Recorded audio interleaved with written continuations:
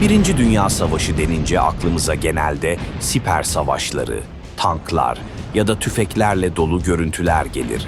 Ama bu savaş sadece karada yaşanmadı. Bugün sizi denizlerde yaşanan ve tarihin en büyük deniz çatışmalarından biri olan Jutland Savaşı'na götürüyorum.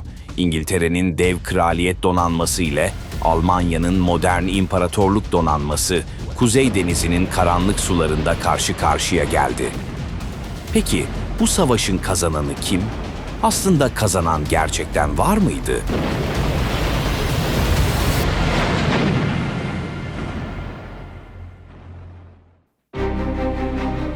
Birinci Dünya Savaşı başladığında denizlerdeki hakimiyet hayati önem taşıyordu.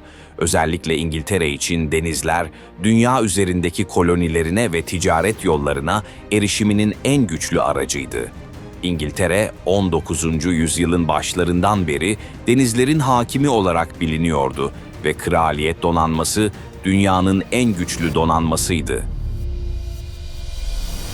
Kraliyet donanması bu gücüyle diğer donanmaları gölgede bırakıyordu.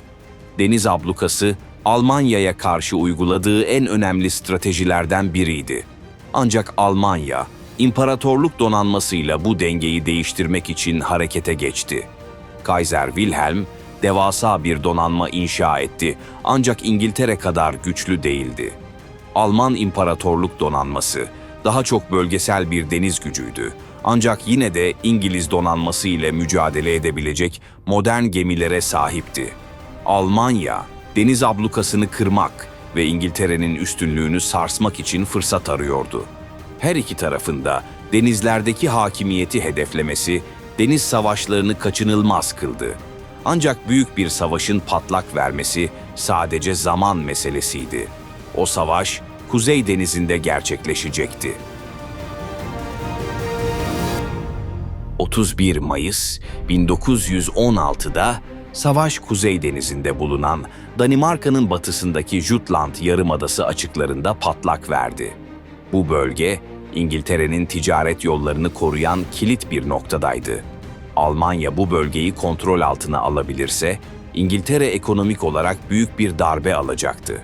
İngiliz Kraliyet Donanması, Kuzey Denizi'ni adeta kilitlemişti ve Almanya ticaret gemilerine saldırarak bu blokajı kırmaya çalışıyordu. Savaşın yaşanacağı Jutland bölgesi, stratejik olarak Kuzey Denizi'ni kontrol eden bir kapı gibiydi. Alman donanması, burayı ele geçirerek İngiltere'nin ekonomik damarlarını kesmek istiyordu. Savaş günü geldiğinde denizde iki dev donanma karşı karşıya geldi.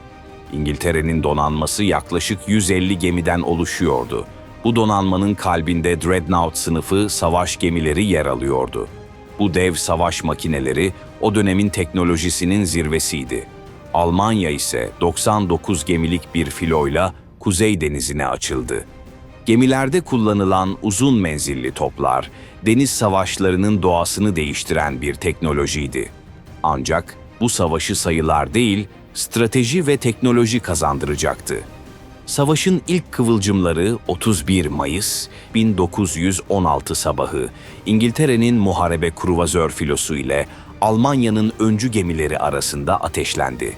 İngiliz amirali David Beatty, Almanya'nın komutanı Franz von Hipper'ın kruvazör filosuyla karşı karşıya geldiğinde ilk toplar ateşlendi. O ana kadar deniz sakin ve tehditkar görünüyordu ama çok geçmeden bu sularda tarihin en büyük deniz savaşlarından biri patlayacaktı.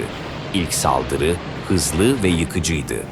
Beatty'nin muharebe kruvazörleri güçlü ateş gücüne sahip olmasına rağmen zayıf zırhları nedeniyle Alman ateşine dayanamadı. HMS Indefatigable birkaç dakikalık yoğun ateş altında infilak etti. 1000'in üzerinde mürettebatıyla denizin derinliklerine gömüldü. Ayrıca HMS Queen Mary de aynı kaderi paylaştı ve büyük kayıplara yol açtı. Bu kayıplar her iki tarafında büyük riskler aldığını gösteriyordu. Beatty'nin planı Alman kruvazörlerini kuzeye, İngiliz ana filosuna doğru çekmekti. Ancak bu süreçte kendi filosu da ağır kayıplar verdi. İki geminin de kaybı İngilizler açısından büyük bir moral kaybıydı. Almanlar taktiksel başarılar elde ederken Beatty'nin tuzağını fark edemediler. Amiral Jellicoe'nin ana filosuna yaklaştıklarını anlayan Alman komutan Scheer, hızlı bir geri çekilme kararı aldı. Bu cesur manevra, Alman donanmasını büyük bir yok oluştan kurtardı. Gün batarken savaş tam anlamıyla kaosa sürüklendi. Görüş mesafesi sıfıra inmişti ve gemiler birbirlerine rastgele saldırılar düzenliyordu.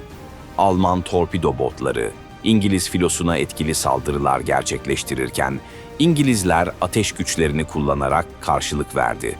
Ancak iletişim eksikliği ve karanlık, savaşın kontrolünü zorlaştırdı. Bu koşullarda Scheer, filosunu Torna komutası ile kusursuz bir senkronizasyonla geri çekerek daha büyük bir yıkımdan kaçınmayı başardı. Jutland Savaşı'nın sonunda her iki tarafta büyük kayıplar verdi. İngiltere 14 gemi kaybetti. Bunların arasında 3 muharebe kruvazörü, 5 zırhlı ve 6 torpido botu bulunuyordu. Ayrıca yaklaşık 6.000 mürettebat hayatını kaybetti. Almanya ise 11 gemi kaybetti. Bunların arasında bir muharebe zırhlısı, 4 kruvazör ve 6 torpido botu vardı. Yaklaşık 2500 Alman denizci yaşamını yitirdi. Devasa filolar arasındaki bu çatışma, deniz savaşlarındaki stratejik kararların ne kadar kritik olduğunu bir kez daha kanıtladı. İngiltere sayıca üstündü, ancak Almanlar hız ve isabet oranlarıyla direndi. Her iki tarafta ağır kayıplar vermesine rağmen savaş sonuçsuz kaldı. İngiliz deniz hakimiyeti devam etti, ancak Alman donanması yok olmadı. Sabaha kadar süren bu ölümcül dansın ardından her iki tarafta geri çekildi. Savaş sona erdiğinde sonuçlar oldukça karmaşıktı. İngiltere daha fazla gemi kaybetmişti ama Almanya savaşı kazanamamıştı. Kraliyet donanması denizlerdeki hakimiyetini korudu. Ancak halk kraliyet donanmasından kesin bir zafer bekliyordu. Savaş sonrası alınan karmaşık sonuçlar basında ve halk arasında ciddi bir hayal kırıklığına neden oldu. Almanya'nın blokajı kırma çabaları başarısız oldu. Ancak Almanya savaşı kesin olarak kaybetmediği için bunu bir başarı olarak sundu. Aslında her iki tarafta birbirini devirmeyi başaramamıştı. Jutland Savaşı'ndan sonra denizlerde büyük bir yüzey savaşı yaşanmadı. Bunun yerine Almanya denizaltı savaşlarına yöneldi.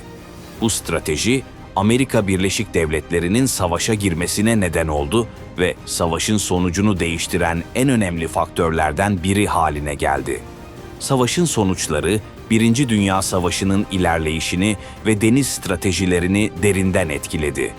Jutland Savaşı, Birinci Dünya Savaşı'nın en büyük deniz çatışmalarından biriydi.